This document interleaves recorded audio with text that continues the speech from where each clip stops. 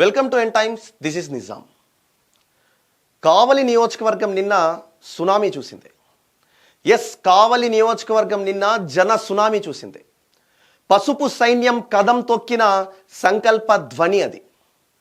కావలి MLA Kavya Krishna Reddy ఆధ్వర్యంలో ఏదైతే యువగళం సంకల్ప యాత్ర నిన్న చేపట్టారో, కావలి పట్టణంలోని ఎన్టీఆర్ విగ్రహం మొదలు కావలి రూరల్ మండలంలోని కొత్తపల్లి గ్రామంలో 2000 కిలోమీటర్ల యువగళం పాదయాత్రకు ఆనాడు సంబంధించి ఏదైతే కీలక మైలురాయిగా అక్కడ ఒక స్తూపాన్ని నిర్మించారో ఆ స్తూపం వరకు సాగిన యాత్ర అద్భుతంగా అమోఘంగా సాగింది.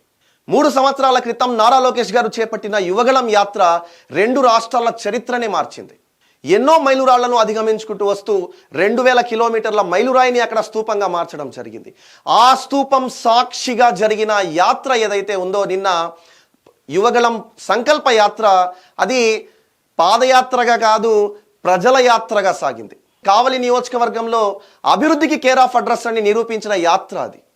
ఎందుకంటే కావలి ఎమ్మెల్యే కావ్య కృష్ణారెడ్డి నడుస్తుంటే స్వచ్ఛందంగా వృద్ధులు, మహిళలు, యువత ప్రతి ఒక్కరు కూడా తమ అడుగులో అడుగు వేసుకుంటూ సాగిన తీరు ఏదైతే ఉందో నిన్న అది అభివృద్ధికి నిదర్శనం అని చెప్పి, అదేవిధంగా కూటమి బలాన్ని పెంచిందని చెప్పడంలో ఎటువంటి అతిశయోక్తి లేదు.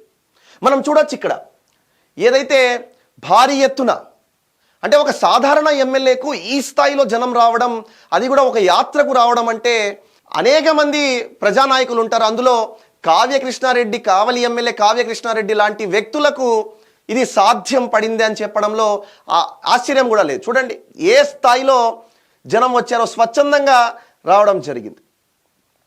కావ్య కృష్ణారెడ్డి కూడా అదే స్థాయిలో ఎక్కడ కూడా అలసటకు లోను కాకుండా ఎండను సైతం బేఖాతరు చేస్తూ ఆయన నడిచిన తీరు ఏదైతే ఉందో, అంటే ప్రజల చేతులు పట్టుకుని ఆయన నడిచిన తీరు మీ బాధే నా బాధ అని చెప్పి ఆయన ముందుకు నడవడం ప్రతిదీ కూడా చూస్తుంటే, అంటే ఇతను కదా ఒక నాయకుడు అంటే కావలి ఎమ్మెల్యే కావ్య కృష్ణారెడ్డిని అనుకోక తప్పదు. చూడొచ్చు మనం, చూడండి ఏ స్థాయిలో అడుగడుగునా కూడా పలకరింపులు, కరచాలనాలు, వీళ్ళ సమస్యలు వింటూ సాగిన యాత్ర అని చెప్పవచ్చు దీన్ని. చూడండి ఎక్కడ కూడా ఎన్టీఆర్ విగ్రహం దగ్గరకు ఆయన చేరుకోగానే వాతావరణం వేడెక్కి అక్కడి నుంచి కూడా సాగిన యాత్ర ఏదైతే దాదాపు 7 నుంచి 8 గంటల పాటు ఈ యాత్ర సాగింది. ఎక్కడ కూడా ఆయన అలసటకు లోను కాలేదు. ఎట్టి పరిస్థితుల్లో కూడా ఎక్కడ అలసటకు లోనయ్యి ఆయన కూర్చోవడం కానీ, ఆయన ఇబ్బంది పడడం కానీ ఆయన ఎక్కడ కూడా ఆయన ఫేస్లో కనబడలేదు.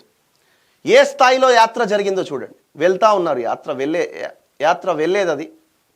అదేవిధంగా ఇక్కడ మనం మరొకటి చూడొచ్చు. ఈ యాత్రకు సంబంధించిన ఒక విజువల్ చూపిస్తాను మీకు. అంటే ఏ స్థాయిలో ప్రజలు వచ్చారో ఒక విజువల్తో మనం అర్థం చేసుకోవచ్చు. చూడండి జన సునామీ ఏ స్థాయిలో ఉందో చూడండి ఒకసారి.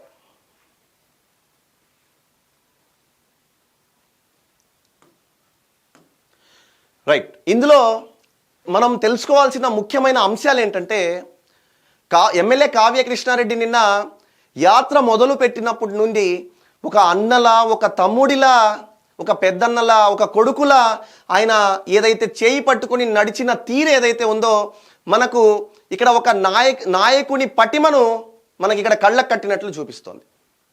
ఇంకొకటి, ఆయన స్తూపం వద్దకు చేరుకున్న తర్వాత అక్కడ ఒక భారీ బహిరంగ సభ పెట్టారు.